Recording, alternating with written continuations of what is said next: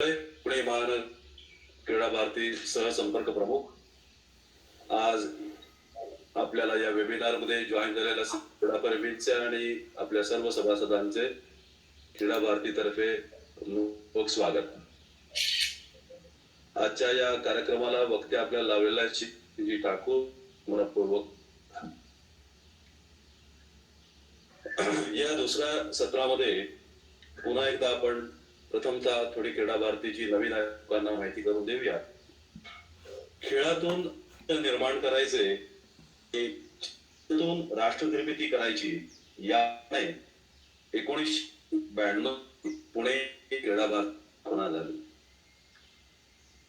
पारंपरिक खेळात प्रोत्साहन देणे व क्रीडा क्षेत्रात राष्ट्रीय निर्माण करणे व ती जोपासली जाणे, तसेच सर्वांचे शारीरिक व मानसिक आरोग्य उत्तम राखणे, निकोप मन व सुदृढ शरीराचे चैतन्यवान खेळाचे उद्देशाने ही 26-27 वर्षे अखिल भारतीय स्तरावर काम करीत आहे.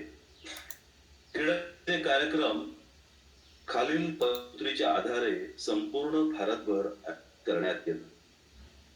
हनुमान जयंती, सूर्य तथा आंतरराष्ट्रीय योग, राष्ट्रीय क्रीडा दिन, वीरमाता जिजाऊ पुरस्कार, क्रीडा ज्ञान परीक्षा, तसेच या अनेक क्रीडा भारतीतर्फे आयोजित करण्यात येतात.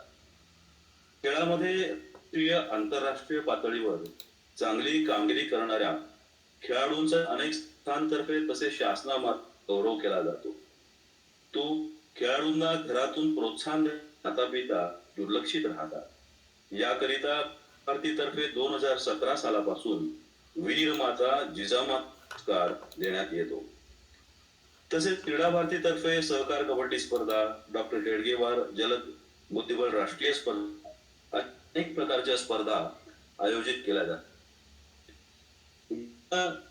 पासून क्रीडा भारतीच्या पश्चिम महाराष्ट्रातर्फे करोना नंतर करोनाशी लढताना हा विषय समोर ठेवून वक्त्यांची व्याख्यानमाला आपण आयोजित करीत आहोत. दुसऱ्या लाटेमध्ये या विषयावर हात करून त्याचा यशस्वी करून आपल्यापैकी असंख्य लोक जीवनाच्या या लढाईत यशस्वी झाले आहेत. अशा सर्व लोकांच्या या करोना समस्या जाणून घेऊन त्यातून चांगल्या प्रकारे मार्ग आपल्याला कसा काढता येईल याकरिता विविध विषयांवर ही व्याख्यानमाला आपण आयोजित केली आहे. आपल्याला या व्याख्यानाकरिता उपलब्ध झालेल्या वक्त्या शिखासिंगजी ठाकूर या गुजरात मधील आपल्या गुजरात राज्याच्या क्रीडा भारतीच्या जॉईंट सेक्रेटरी, अतिशय उत्साही वर्किंग असं व्यक्तिमत्व आहे आणि स्पोर्ट्स आणि जॉईंट्स ऑर्थोपेडिक या विषयातील त्या तज्ञ समजले आहेत. स्पोर्ट्स रिहॅबिलिटायझेशन चे सेम अहमदाबाद मध्ये ते चालवतात. फिजिओथेरपीची प्रथम डिग्री त्यांनी जबलपूर घेतली आणि मास्टर्स डिग्री ही रामय्या कॉलेज बँक येथे घेतली. त्या विविध असोसिएशनच्या फिजिओथेरपीच्या कन्सल्टंट आहेत. त्रिपुरा क्रिकेट असोसिएशनच्या फिजिओ म्हणून त्यांनी काम केलेलं आहे. जी मॅरेथॉन घेतली जाते त्याच्याही त्या फिजिओ आहेत. खेलो इंडिया ट्रायल ऍथलीट्स, टेनिस, कुस्ती या खेळांकरता त्या फिजिओथेरपिस्ट म्हणून काम बघतात. 2018 सालच्या एशियन गेमच्या टीम करता त्यांची फिजिओथेरपिस्ट म्हणून झाली होती. सध्या चाई जी आपली स्पोर्ट्सची एक संस्था न्यू दिल्ली त्याच्याही त्या कन्सल्टंट म्हणून काम करतात. सी पाईन कन्सल्टंट म्हणून जुलै 2015 पासून ते आतापर्यंत त्या कार्यरत आहेत. Life time membership of Indian association physiotherapy अशी आहे. मी आज शिखा सिंग यांचे आपल्या यामध्ये स्वागत करतो आणि त्यांना विनंती करतो की त्यांनी त्यांचे भाषण आपल्या समोर करावे. धन्यवाद. शिखा सिंग जी. धन्यवाद. सभी को मेरा नमस्कार. आज सभी पोस्ट कोविड रिकवरी के लिए कैसे अपने आप को फिट रखे, जो लोग कोविड से निकल कर आए हैं उन रिकवरी कैसे हम जल्दी करें, और आगे भी हम अपने आप को कैसे फिट रखें, उस विषय पे मैं आप लोगों के सामने बातें रखूं। कुछ सिंपल एक्सरसाइजेस हम मैं आपको बता सकूं, उसको घर पे खुद कर सकते हैं। तो इस पिछले जो सेकेंड वेव में कोविड समय हम सब हमारे फिटनेस के बारे में बहुत बड़ा किया, स्पेशली एक लंग्स हेल्दी, हम जिसको रेस्पिरेटरी बोलते हैं सिस्टम, उसका क्या कंडीशन है कोविड के समय सबसे ज्यादा वो निकला है। पिछले एक साल में बहुत सारे पेपर हो गए, बहुत सारी रिसर्चेस हो गई, स्टेट एस्टिमेट मिल जाएंगे, एक सामान्य आदमी से एक किसी सेलिब्रिटी को भी यदि आप देखें तो वो भी आपको बताएगा कि रेस्पिरेटरी फिजियोथेरेपी या पीटी जिसको कहते हैं उस कोविड में और उस कोविड में कितना कॉन्ट्रिब्यूशन रहा। तो chest physiotherapy, chest respiratory physiotherapy is nothing. It is just cardiorespiratory या respiratory and system fit. अभी हम में से बहुत लोग योग करते हैं, बहुत सारे लोग करते हैं, बहुत सारे लोग एक्सरसाइजेस करते हैं। It is similar, लेकिन इसमें थोड़े एडिशंस हो जाते हैं। फिजियोथेरेपी के बारे में जब भी हम सोचते हैं तो एक होता है कि हाँ हम वहाँ पर कुछ ना कुछ या जॉइंट मूवमेंट होगा, उसका स्ट्रेंथनिंग होगा। वैसे ही जैसे हम जॉइंट्स बॉडी के दूसरे पार्ट्स में मसल्स होती है, उसी तरह से हमारे एक्सपिरेटरी मसल्स भी होती हैं। एक्सपिरेटरी मसल्स हम उसको कहते हैं। Diaphragm is another part of this system. तो मैं आपको बहुत छोटी-छोटी चीजें एक्सरसाइजेस कैसे हम इसको कर सकते हैं, और चलिए थोड़ा सा प्रैक्टिस करते हैं। सबसे पहले तो एक ब्रीदिंग का टेक्निक, जनरल जब हम ब्रीथ करते हैं तो, या आपने किसी को ब्रीदिंग एक्सरसाइज करते देखा होगा तो यू विल सी कि बहुत सारा वर्टिकल मूवमेंट हो रहा है। मतलब इफ आई शो यू तो ये मूवमेंट बहुत होता है। इसमें क्या होता है, हमारे ये जो मसल्स नेक और चेस्ट को जो कनेक्ट करने वाले मसल्स, इसको हम रेस्पिरेटरी मसल्स कहते हैं। मीनिंग कि जब प्राइमरी मसल्स जो है, जो की मसल्स रेस्पिरेशन की है, जब तो या तो एनी रीजन फटीग में चली गई है, थक गई है, या आप उसको प्रॉपर्ली यूज नहीं कर रहे हो, तब ये मसल्स टेक ओवर करते हैं। लेकिन ये मसल्स बहुत जल्दी थक जाते हैं, इसके कारण यहाँ पर पूरा टेंशन बना होता है। तो थोड़ा सा यदि कोशिश करें कि हम वर्टिकल ब्रीदिंग की जगह हम अपने चेस्ट के ऊपर या रिब्स के ऊपर हाथ रखें, कोशिश करें कि हम जब भी ब्रीथ करें तो हमारा हाथ थोड़ा बाहर की तरफ जाए एंड देन गोज इन। इसको हम स्टर्नल ब्रीदिंग भी कहते हैं। तो I just stand from your seat, right? Keep your hand here.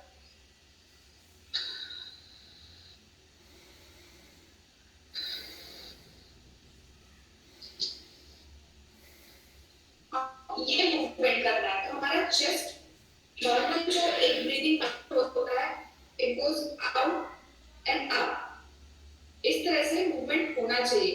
तो हम कोशिश करें इस, जब से ब्रीदिंग करते हैं तो हमारा फोकस जो है वो मेन रेस्पिरेटरी के ऊपर होता है। हमारी कोई भी एक्सेसरी या उसमें नहीं आता, तो ऑटोमेटिकली आपका स्टेमिना उस पर्टिकुलर मसल का बढ़ेगा। अदरवाइज क्या होता है कि हमें लगता है कि एक्सरसाइज करें, फिर हमारे रेस्पिरेटरी जो मसल होता है सप्रेस सिचुएशन में पड़े होते हैं। सिमिलरली अगर आपको ये, जैसे मैंने हाथ रख के बताया, इसको हम किसी फिगर से कर सकते हैं। कोई भी कपड़ा ले लीजिए, ये तो थेरापेट आप सभी ने देखा होगा, हम फिजियोथेरेपिस्ट जैसे डॉक्टर्स का स्टेथोस्कोप रखा होता है, वैसे हमारे हाथ में थेरापेट होता है। तो अगर थेरापेट नहीं है तो कोई भी है, कपड़ा है, कुछ भी चलेगा, and you just wrap it around. मैं खड़े होती हूँ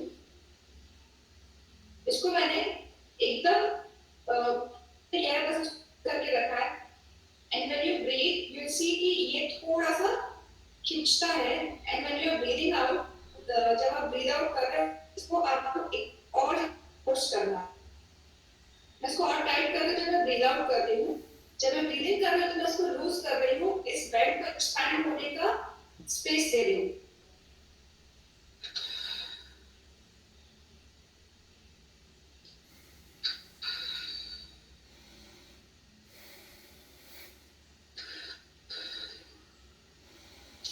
मैं उससे सिर्फ इवेंट के साथ बताती हूँ कि जब हम ब्रीद आउट करें तब मैं इसको जैसे लूप में रखा हुआ है, ठीक है, ब्रीद इन कर रहे हैं तो स्पेस की ये थोड़ा सा एक्सपैंड हो, लेकिन जब हम ब्रीद आउट कर रहे हैं तो थोड़ा सा पुश कर रहे हैं।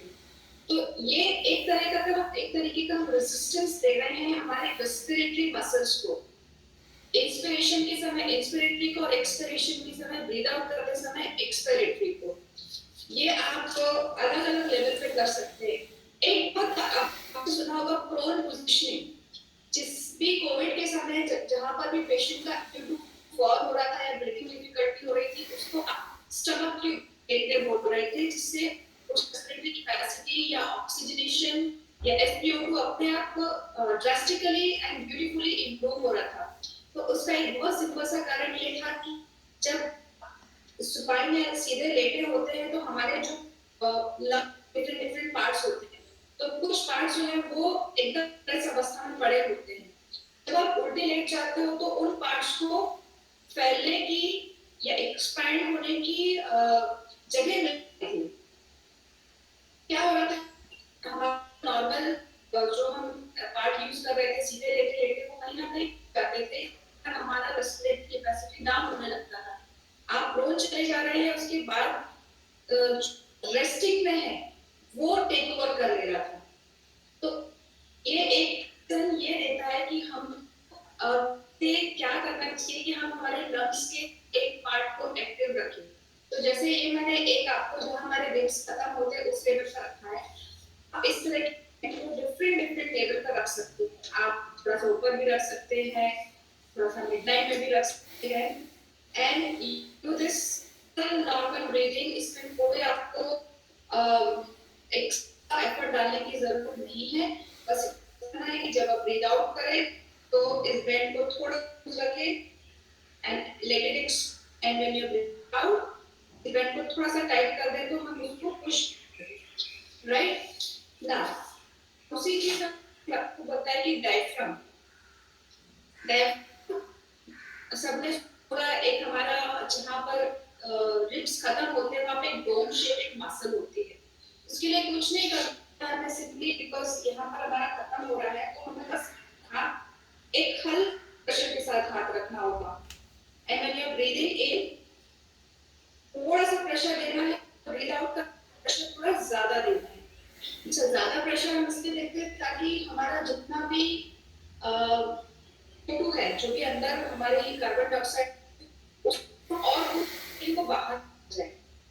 ब्रीदिंग के समय हम हल्का पुश दे रहे हैं कि ऑक्सीजन तो आए लेकिन कल काम कर रही है, उसके बाद स्ट्रेंथनिंग। ये बहुत सिंपल एक एक्सरसाइज जो आपने देखी होगी, हॉस्पिटल्स में भी देखी होगी या आपको पोस्ट को कोई है आपने करवाए, will be so much of benefit कि आप सोचिए कि हाँ they feel happy. Now second thing is respiration या lung capacity is not all about your chest. Chest में जितनी मसल हमारे शोल्डर से ही निकल कर आती है, तो हम कहते हैं लंग या चेस्ट एक्सपेंशन एक्सरसाइजेस। तो इसमें ज्यादा होता है हमें अपने शोल्डर की क्लब करते हैं, वेरी राइट। तो साइड से बताती हूँ, तो जब आप ऐसे रखिए, breathe in and breathe out, we take down again, so breathe in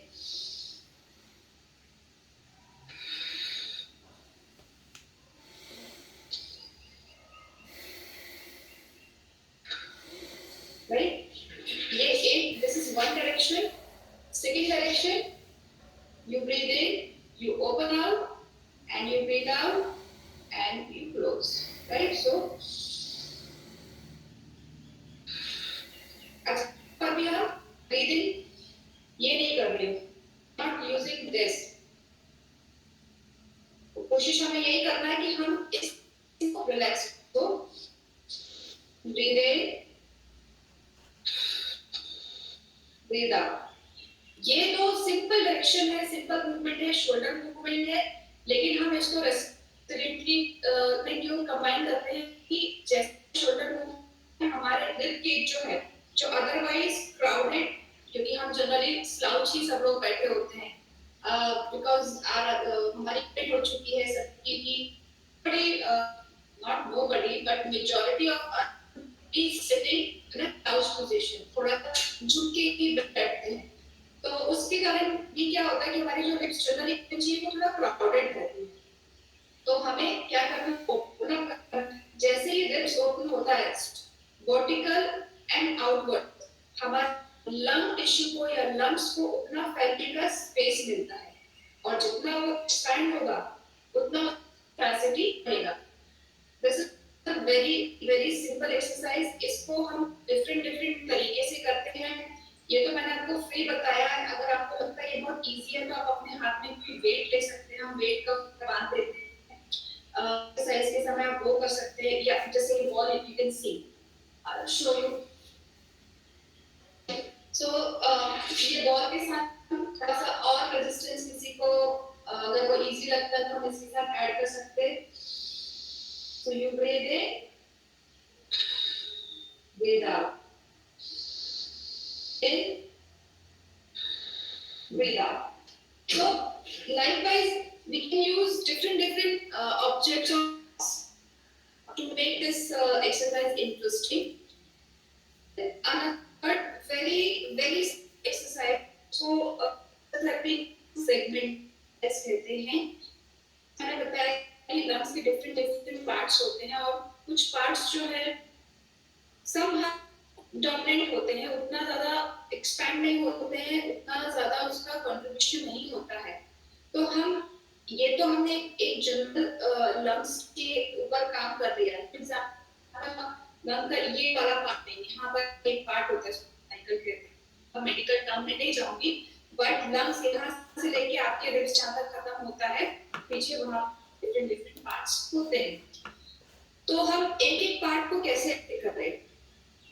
we always believe, हमारे सदियों से ये चीज चली आ रही है कि ब्रेन हमारा अगर आपने उसमें इतना पावर है कि कुछ लोग पहले की सदियों में तो लोग मेडिटेशन करके नदियां और पहाड़ और सबका रूप मोड़ लेते थे, तो मैं उसमें नहीं जाऊंगी, लेकिन अभी भी यदि आप फोकस करें, आप इस तरह से बैठे कि आपका शोल्डर और हिप एक लाइन में रहे, आपके जो कान है जो ऑलमोस्ट आपके शोल्डर पे करे, तब आपका स्पाइन और ब्रेन एक it remains in a very well aligned.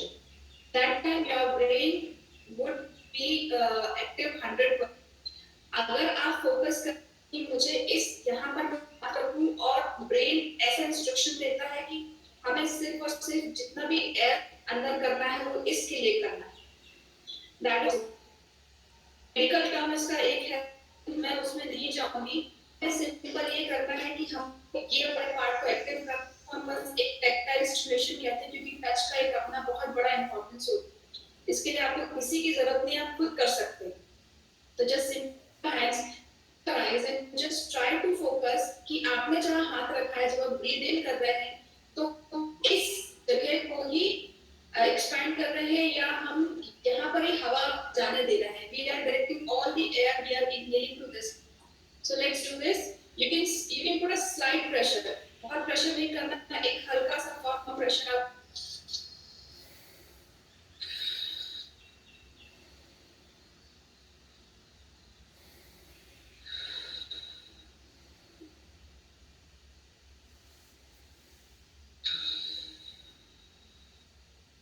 you can do this to any part of chest, you can do it, you can do down, you can do it at the back, हमारे high posture हम किसी से help ले सकते हैं, लेकिन इस तरह से आप आपके लंग्स के हर एक सेगमेंट को एक्टिवेट कर सकते हो, बहुत ज्यादा नहीं, 10 रेपिटेशन भी यदि आप ब्रीदिंग करें तो भी तो बहुत अपने जितने भी लंग्स के लोग हैं उसको एक्टिव करेंगे, और यदि आप रेगुलर कर पा रहे हैं, आपका कार्डियो रेस्पिरेटरी कैपेसिटी अच्छा रहेगा.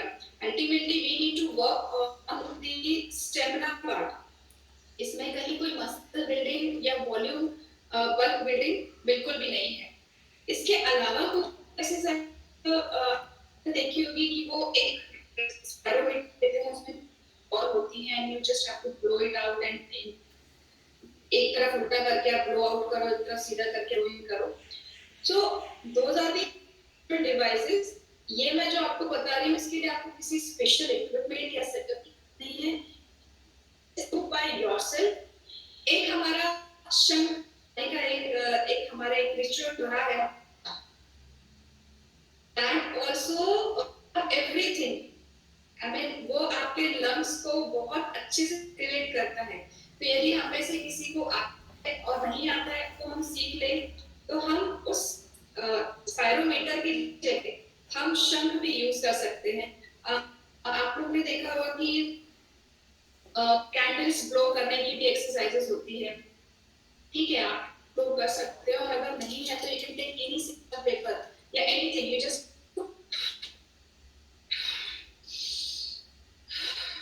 have to get out. ये बहुत एक कुछ आपको अरेंजमेंट करने की जरूरत नहीं है, बट वन वेरी सिंपल कि आप ब्रीद इन करें और breathe in through nose, do not breathe in through mouth.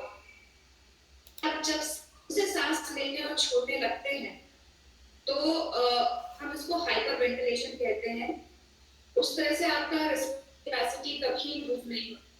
अच्छा, दूसरी चीज जो मैं यहाँ पर फोकस चाहती हूँ कि मैंने खुद भी देखा, मेरे में कुछ कोविड में थे लोग, आईसीयू में थे, बाइक पर गए. हम सभी कहीं ना कहीं किसी को घर में ऐसा या रिश्तेदारों में इस तरह का हमें एक्सपीरियंस सुनने को मिला. हमेशा बात है कि breathe in breathe in breathe in, लेकिन वहां पर ब्रीद आउट की बात नहीं कर रहा. इस सिचुएशन में क्या है, सिर्फ अंदर ऑक्सीजन लेते जा रहे हो तो आपने ऑक्सीजन ली, लेकिन अंदर जो कार्बन से क्रिएट है उसको यदि नहीं निकाला तो वो भी आपकी बॉडी में टॉक्सिसिटी क्रिएट करता है. तो आप ऐसे समझ लीजिए कि एक गिलास में पानी है, आधा गिलास है वो पानी भरा हुआ है. अब आप क्या कर रहे हो कि ये आधा गिलास पानी गंदा है, आप उसके ऊपर पूरा डालते गंदा निकालने रहे, साफ डालते जा रहे, तो अल्टीमेटली वो साफ पानी भी गंदा ही होना है. तो करना हमें क्या, हमें इस गंदे को बाहर करना और फिर साफ करना. तो ये मतलब हमारा जितना वो भी वेस्ट हो जाएगा. तो हमारा बहुत सारे पेशेंट्स जो थे वो रिटेंशन में जा रहे थे और थक जा रहे थे. उनका लंग्स थक था, तो उनके हार्ट थे, उनकी मसल सोर हो चुके थे, जितने भी ब्रीदिंग में मसल हैं. तो उसमें हमें, जो मैं शुरू से बोल रही हूँ कि जब आप ब्रीद आउट तो अंदर की तरफ थोड़ा एक्स्ट्रा पुश करें, तो वो एक्स्ट्रा पुश इसलिए करें तो जो भी थोड़ी बहुत कार्बन डाइऑक्साइड रह जा रही थी वो भी हम बाहर निकालें. जब तक लंग्स में CO2 बाहर नहीं निकलेगी, ऑक्सीजन के लिए जगह नहीं. आप ऑक्सीजन इनहेल करोगे, ऑक्सीजन ही बाहर कर दोगे, क्योंकि वहां पर ऑलरेडी CO2 अपनी जगह बनाई. तो एक इस चीज थोड़ा और रखें कि मुंह से नहीं डाले, मुंह से हमेशा निकाले. और जब भी आप रेस्पिरेटरी एक्सरसाइज करें तो इनहेल के साथ साथ एक्सहेल भी उतना फोकस करें. जब भी आउट करें तो अपने हाथों से थोड़ा को कंप्रेस करें, स्क्वीज करें. जैसे होता है ना कि स्पंज है, तो स्पंज में आप जब तक जैसे स्पंज को स्क्वीज करेंगे तो जो भी फ्लूइड होगा आएगा, उसको रेल के पानी तो वो एब्जॉर्ब, लेकिन आप उसको नहीं करेंगे पानी एब्जॉर्ब नहीं कर पाएगा. तो यही हमारे लंग्स के साथ होता है. तो मैं इतना ही आप लोगों को प्रैक्टिकल ये देने वाली थी, और यदि आप लोगों को किसी को कुछ पूछना है तो आप पूछ. धन्यवाद शिखा सिंह जी, आपने बहुत ही अच्छी तरह से अभ्यासपूर्ण विवेचन हम लोगों के सामने रखा है. We are really thankful to you. आता त्यांनी जशी म्हटल्याप्रमाणे आपल्या मनामध्ये काही शंका प्रश्न असतील तर मोकळेपण करू शकतो आणि निरसन करून घेऊ शकतो.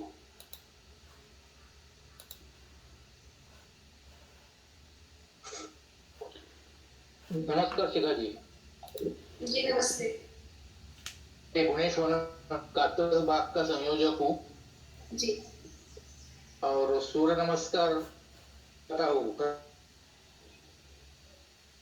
सूर्य नमस्कार रेस्पिरेटरी एक्सरसाइज भी है जी और फिजियोथेरेपी भी है जी और उसके साथ धार्मिक एंगल से देखा जाए तो साधना भी है. तीनों एक साथ क्रम में मिलते हैं. लेकिन फिजियोथेरेपी से डायफ्राम मूवमेंट के एंगल से अगर उस पर आप कोई अपना व्यू डाले तो होगा. जी ऐसा सूर्य नमस्कार में मंत्रोच्चारण होते हैं, बॉडी का एक पोस्चर, एक तरह का एक फ्लेक्सिबिलिटी जिससे रिलेटेड होता है और उसमें ब्रीथ इन एंड आउट भी होता है. लेकिन फिजियोथेरेपी पॉइंट ऑफ या डायफ्राम पॉइंट ऑफ रेस्पिरेटरी की जो muscles diaphragm is one of that. उसका यदि हम सिर्फ और सिर्फ रेस्पिरेटरी मसल की फोकस स्ट्रेंथ पर फोकस करें तो हमें रेजिस्टेंस वहां पर देना होता है ताकि मसल्स में स्ट्रेंथनिंग आए. फ्लेक्सिबिलिटी डेफिनेटली हम सूर्य नमस्कार के साथ ला सकते हैं, लेकिन यदि कोई मसल शिथिल हो गई है, कहीं ना कहीं मैं कमजोर शब्द यूज नहीं करती हूँ, मैं बोलूंगी कि मसल किन्हीं कारणों से 100% काम नहीं कर रही है. कहते हैं ना कि लोहा भी बड़े बड़े जाता है या एक लंबी बीमारी के कारण या किन्हीं भी कारणों से या हमारे सिग्नेचर के कारण यदि वो मसल उस तरह से 100% नहीं कर रही, उसको काम लेने के लिए हमें थोड़ा इनपुट देना. टैक्टाइल जैसे हाथ का मैंने रख के बताया इस तरह के स्टिमुलस हम दें ताकि उसमें थोड़ा सा रेजिस्टेंस आए, उस मसल काम करने की ताकत वापस से आ जाए. डायफ्राम का भी वही रोल है. जनरली अगर ज्यादा देर बैठे रहने के कारण डायफ्राम में एक इनएफिशिएंसी आती है, उस तरह से कंट्रीब्यूट नहीं कर पाता है. तो यदि इनएफिशिएंसी आ रही है इन्हीं भी कारणों से, तो हमें उस पर थोड़ा 2 कदम आगे बढ़ के काम करना होगा. एक तो आपने सूर्य नमस्कार बोला, बिल्कुल हमें करना चाहिए कि दिन भर हम ऐसे बैठ रहे हैं, स्पेशली बैठते समय हमें ध्यान रखना चाहिए कि जो हमें हो गई है सी शेप में हमारे स्पाइन तीन साइड से देखें कि अगर हम ऐसे बैठने क्या है तो उसको चेंज करें. जहां पर क्या हम बैठे तो हमारा एक लाइन रहे, जैसे हम खड़े रहते हुए होते हैं उसी तरह से बना. तो इस सिचुएशन में आपको बहुत ज्यादा अलग से एफर्ट डालने की जरूरत नहीं पड़ेगी.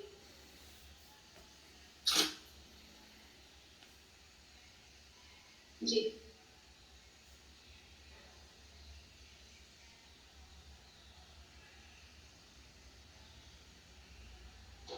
बात कर सकता हूँ.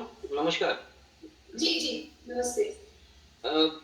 ये कोविड की वजह से कई लोगों में पेन जो है जी उसी के बड़े इशू होते हैं. कई उसके बारे में जॉइंट्स में पेन होना ये है, इसके लिए क्या करते हैं? जी वैसे वो कोविड के कारण जॉइंट्स पे एक उस वायरस के कारण जॉइंट पे नहीं होता है. जॉइंट पेन का कारण कि आपके शरीर में इतनी कमजोरी आ चुकी होती है मसल्स इन जॉइंट्स में कि आप थोड़ा सा भी कुछ मूवमेंट करते हैं, थोड़ा सा भी इधर उधर होते हैं तो आपको वहां पे एक अजीब सी लेथार्गिक वाली फीलिंग होने लगती है और आपको लगता है एवरीथिंग इज पेनिंग. बहुत बहुत लोगों को यंग पॉपुलेशन में भी ये कंप्लेंट आई है. तो हम जानते हैं कि ऑक्सीजन कैपेसिटी का वो कम होने लगती है तो मसल्स एनारोबिक कंट्रैक्शन में जाते हैं, मतलब कम ऑक्सीजन मसल्स को करना पड़ता है. सिचुएशन में जो हमारे जो केमिकल्स वहाँ पर जमा होते हैं, इट इज पेनफुल।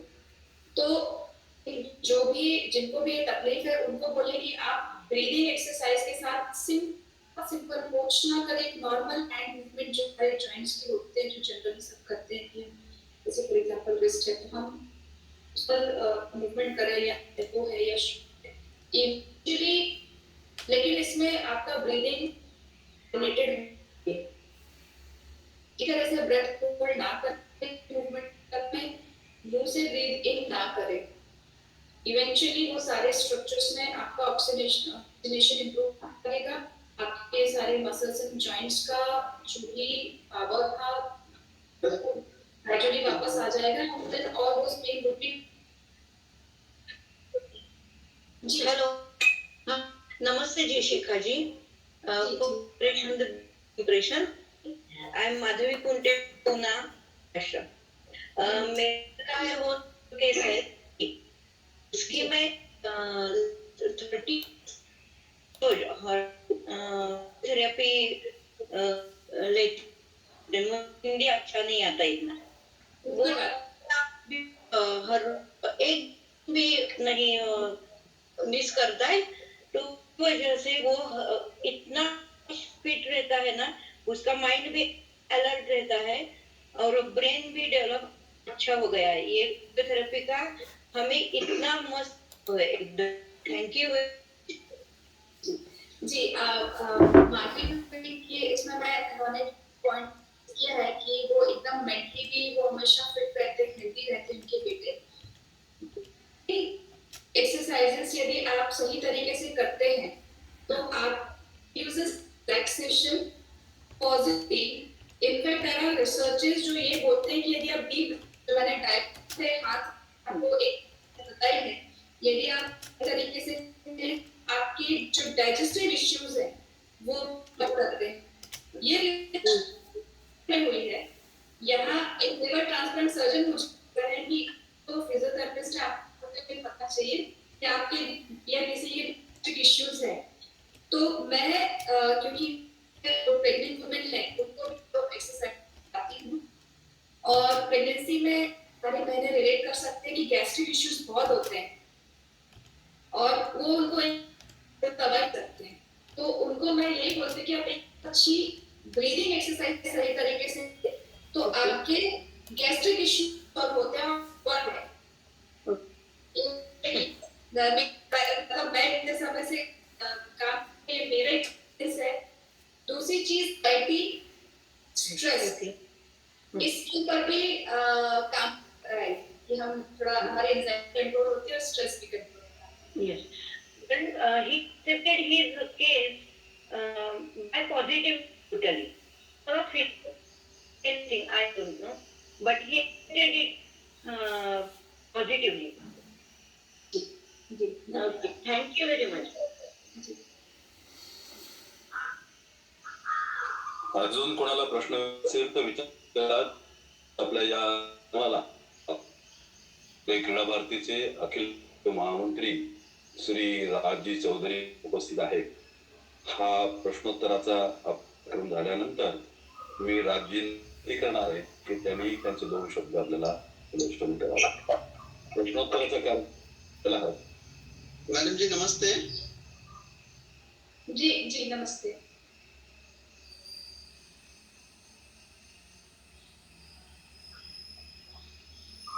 जी बोला।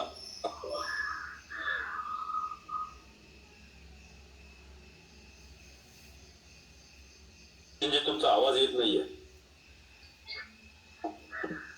हेलो, आता ऐकू येतं? बोला। हाँ मैडम जी नमस्ते। तरह के एज में अगर किसी को हिप जॉइंट रिप्लेसमेंट सर्जरी की है और डॉक्टर ने सजेस्ट किया है तो हम अवॉइड करने फिजियोथेरेपी योगा का माध्यम से कुछ सकता है क्या? सचिन भाई साहब धन्यवाद। अब डॉक्टर ने सर्जरी क्यों करने को कहा तो उसका होता है, कारण है कि इस एज में आपको हिप रिप्लेसमेंट की जरूरत पड़ती है। यदि वो पता चले तो थोड़ा उस पर और कर सकते हैं, बट कंजर्वेटिवली हम कुछ समय तक इसको डिले जरूर कर सकते हैं। प्रिवेंट कर सकते हैं या नहीं कर सकते हैं वो उसके कारण पर चलेगा कि कारण है कि क्यों उसको हमको करने की जरूरत है। तो आप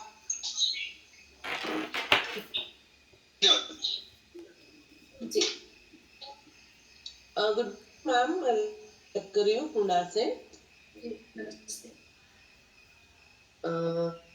मैं भी कोविड पेशेंट से में जाकर वापस घर पे आ गई हूँ।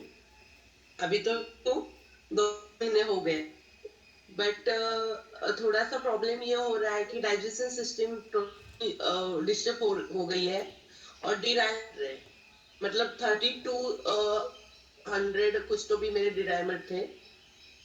तो उस डाइजेस्ट मेरी पूरी खत्म गई है। मतलब 4 पट मतलब पेट मेरा फुल गया है उसकी वजह, डाइजेशन सिस्टम की वजह से। So I want to get that please. Radhika ये बहुत अच्छा कि आप इतना करके इतना फाइट करके आप उसको उस वॉर इन्फ्लेमेटरी केमिकल्स होते हैं और correct me if I am wrong, तो काफी हाई होते हैं और इस सिचुएशन में आपकी बॉडी की सारी मसल्स बहुत ज्यादा स्लो हो चुकी होती हैं। मैम आपकी आवाज नहीं आ रही है, मुझे आपकी आवाज क्लियर आ रही है। अब नमस्ते, अभी आ रही है आवाज? हाँ जी, हाँ जी। अच्छा जी, मैं ये कह रही हूँ कि हमें जैसा पता है, let me if I am wrong, 3200 आएगा, राइट? तो ये बहुत ज्यादा हाई एक्चुअली स्कोर है और सेल इन्फ्लेमेटरी मार्कर्स है एक्चुअली में इतना ज्यादा इन्फ्लेमेशन था। तो आप समझिए कि आपके सारे मसल्स या बॉडी के जितने भी टिश्यू बहुत ज्यादा इन्फ्लेम थे। दिस इज वन ऑफ, और क्योंकि हम पीरियड में होते हैं उस समय, तो जब होते हैं या रेस्टिंग पीरियड में होते हैं, से भी अदरवाइज शिथिल होता है, लूज हो चुका होता है। तो आपने बोला डायलिसिस, करेक्टली? डायलिसिस नहीं, वो नहीं किया है ना? तो अब धीरे सारे सिस्टम कोऑर्डिनेट होने लगेंगे, रेगुलेट होने लगेंगे, लेकिन एकदम से नहीं हो पाएगा। कंप्लीट बहुत लड़के आए हैं। मैं आपसे फिलहाल इतना करूंगी कि जैसे आपको ये ब्रीदिंग का मैंने बताया है, प्लीज स्टार्ट डूइंग दिस। इसके बहुत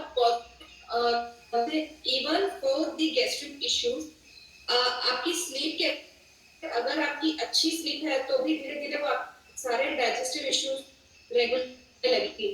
अभी अनफॉर्चुनेटली हम स्विमिंग पूल को नहीं कर पा रहे हैं कोविड के चलते।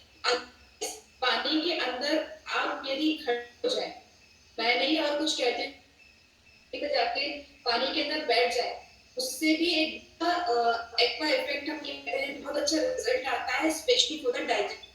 तो ये दोनों आप करके देखिए, धीरे धीरे आपका सारा सिस्टम रेगुलेट, लेकिन थोड़ा टाइम लगेगा क्योंकि अपनी लड़ाई लड़के आए। Okay okay ma'am, 3 minutes.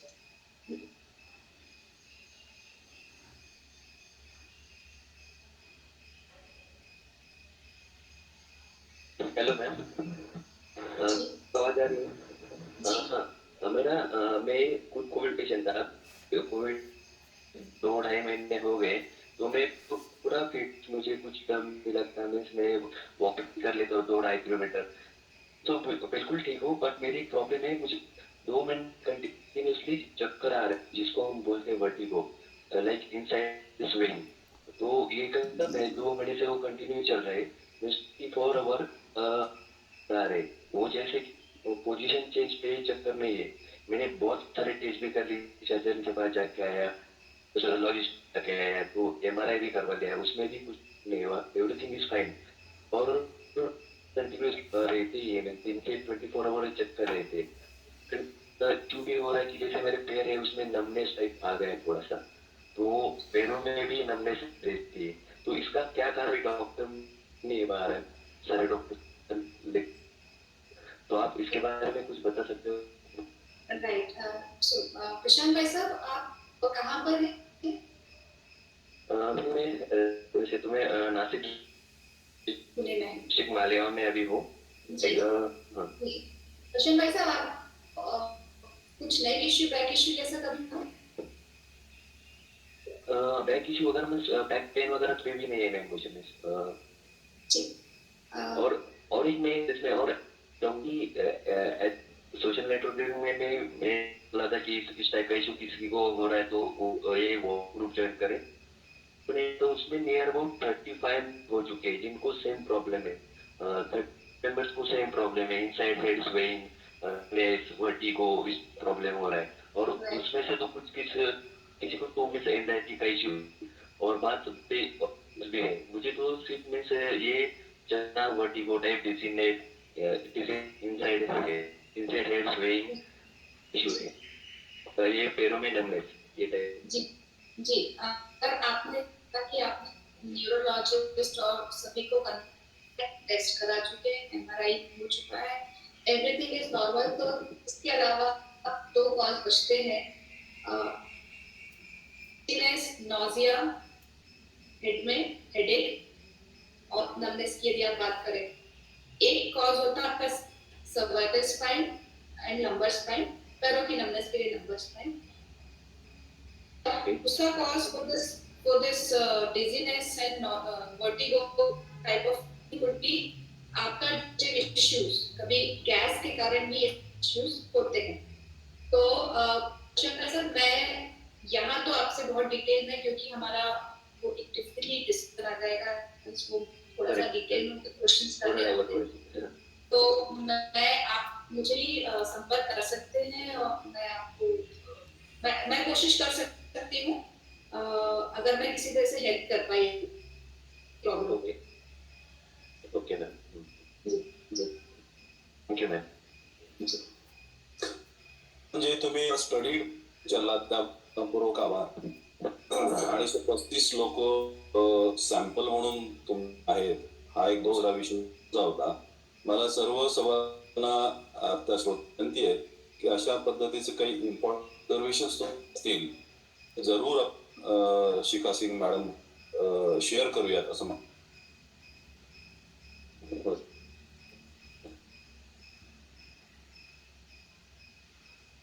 एखादा प्रश्न घेऊ शकतो।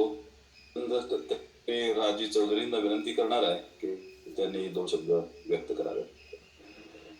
Good morning ma'am.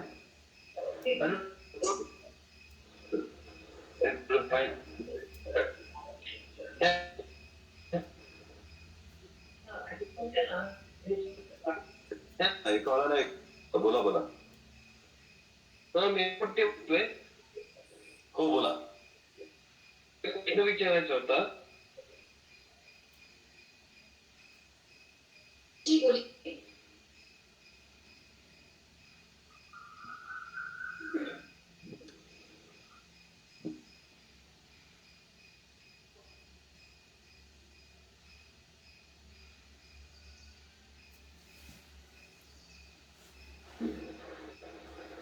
Hello, good morning ma'am.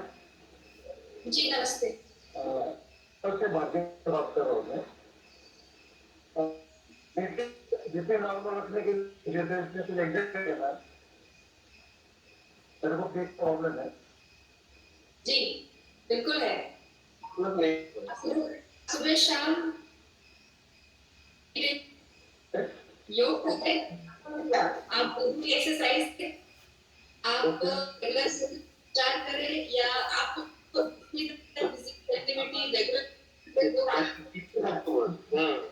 BP का बहुत बड़ा कारण होता है हमारा स्ट्रेस एंड एंजाइटी का कारण। तो यदि हम उसको कंट्रोल कर लें, मैं डाइट को मना नहीं कर रही हूँ, लेकिन बहुत बड़ा कारण होता है हमारा स्ट्रेस एंड एंजाइटी। अगर हम उसके ऊपर एक अच्छी लें और अपने आप रिलैक्स और खुश रखने की कोशिश करें, आपका बीपी कंट्रोल में रहेगा।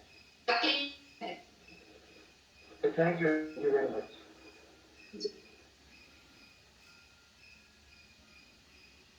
मगाशी अजित कोणते यांना काही होतं असं दिसतंय. ऐकू येत आहे माधवी कुंटे?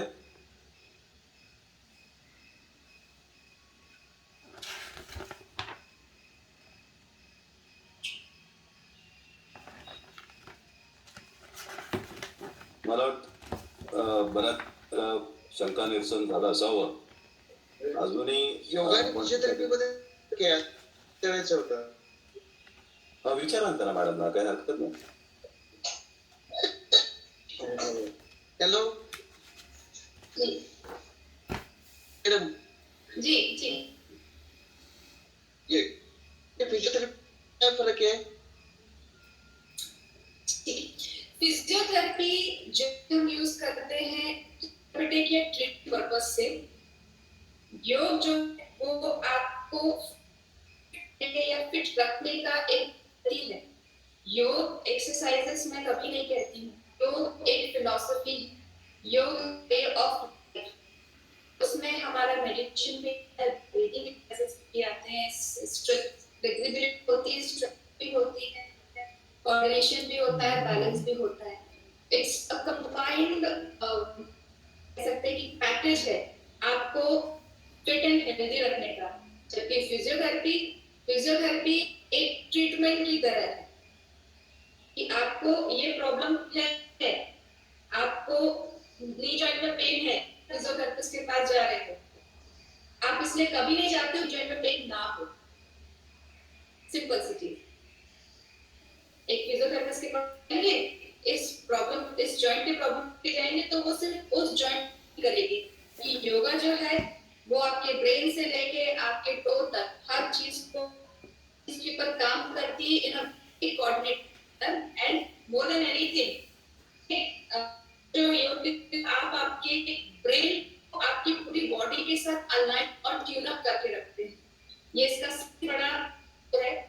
थोड़ा क्योंकि ये बात यहाँ आई है थोड़ी एडिशनल करना चाहूंगी.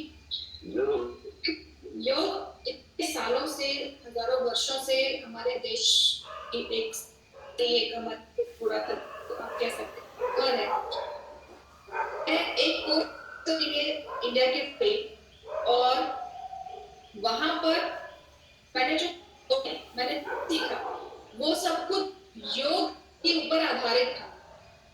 सब उसका प्रिंसिपल, टेक्निक्स, उसका सब कुछ के ऊपर आधारित. लेकिन उसका नाम एक बहुत ही ट्रेंडी वे में लिया जाता है. आप लोगों ने सुना हो, अपना एक नाम है. लेकिन मैं वहां करने गई और वहां पर लोग पता मैं इंडिया आई हूँ. एक तो मुझे इसलिए नहीं हुई क्योंकि योग से ही सब कुछ लिया हुआ था. दूसरी जगह लोगों ने मुझे कहा कि अच्छा तुम इंडिया से आई हो ना, तो तुम हमें योग सिखा दो क्योंकि हम सभी यहाँ योग चाहते हैं.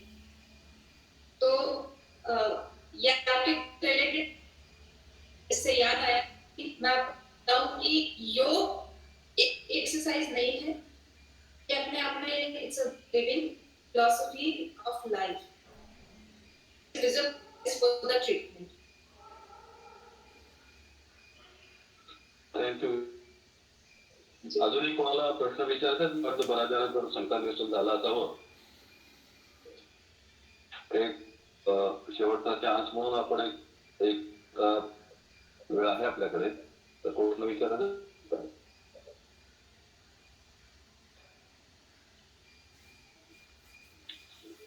ठीक. मी आपल्या क्रीडा भारतीतर्फे शिखा सिंग जी यांचे आभार मानतो. आज त्यांनी आपल्याला त्यांचा बहुमूल्य वेळ या कार्यक्रमाकरता दिलेला आहे. उपस्थित क्रीडाप्रेमी मी क्रीडातर्फे आभार मानतो. आज आपल्या या कार्यक्रमाला क्रीडा भारतीचे अखिल भारतीय मंत्री श्री राजजी उपस्थित आहेत. त्यांना मी विनंती करतो की त्यांनी एक दोन त्यांचं मनोगत व्यक्त करावं. धन्यवाद. नमस्कार. पश्चिम महाराष्ट्र प्रांत में क्रीडा भारती ने जो उपक्रम की, एक मास हर रविवार को अच्छे वक्ता कोविड के बाद में हम क्या करें जिससे हम स्वस्थ रहेंगे, उनका आत्मविश्वास बढ़ाना आवश्यक बात। इसलिए विभागों कार्यकर्ताओं ने उपक्रम शुरू किया है। उसके लिए सभी कार्यकर्ता ये समाज की ओर से आपके लिए प्राप्ति है। आज का विषय आपने सुना, मैंने भी सुना, हमारे घर में भी सुन रहे सभी, तो सभी को मार्गदर्शक ऐसा ये विषय हुआ। उसने भी ये भी सुना है कि अपना वे ऑफ लाइफ, अपनी जो पद्धति है, जीवन पद्धति, वो संस्कारिक पद्धति है। योगा से जो कार्य होते हैं वो एक्सरसाइज होते हैं। सूर्य नमस्कार से संस्कार होते हैं और योगा से भी संस्कार होते हैं। इस वर्ष क्रीड़ा भारत को पत्र प्रकाशित किया था, यही लिखे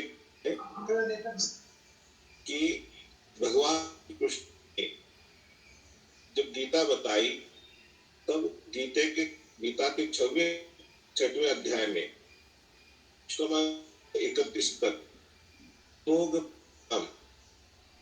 ध्यान धारणा प्रत्याहार का विषय किया। आप यदि भारती का ये इसको स्वीकृत, सभी समाज स्वीकृत करे, सभी समाज, पूरे देशवासी स्वस्थ रहेंगे। क्रीड़ा भारती के पश्चिम महाराष्ट्र कार्यकर्ता है तो यहाँ पे जुड़े आज के मैंने वो यही रहे, मन में लाए कि हम स्वस्थ रहे, अपने देश स्वस्थ बनाने हम जीजा प्रयास करें। अपने कुटुंब में जो रहते हैं उनको भी स्वस्थ रहने के लिए कुछ ना कुछ व्यायाम, कुछ ना कुछ खेल, योग, प्राणायाम करते रहे। क्योंकि इस ऊपर मैं स्वयं जो ध्यान आजकल तो नाड़ी शोधन कंटेंट है मेरा, ब्रीदिंग जो थी वो सब अच्छे से निकल गई है। मेरे हाथ में जो वयस्क कार्यकर्ता मैं रहता हूँ वहां पे रहते हैं तो लगभग किसी को भी दिक्कत नहीं आ रही। मुद्रा करने के कारण किसी की गर्दन जो है स्टिफनेक वो भी निकल गया है।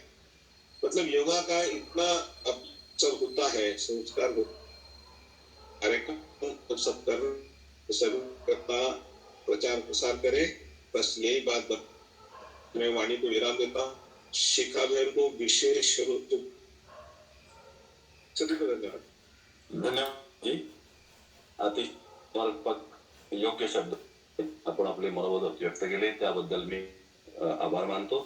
पुन्हा एकदा आपण सर्व उपस्थित क्रीडाप्रेमी पुढील रविवारी 11 जुलै रोजी असंच वेबिनार याच वेळेला आपलं सादर होणार आहे आणि त्यावेळेला हरिद्वारच्या कृपाल ते असतील। सर्वांना अशी विनंती आहे की असे संख्येने पुढील रविवारी 8:30 वाजता या वेबिनारला जॉईन व्हावी विनंती। आजचा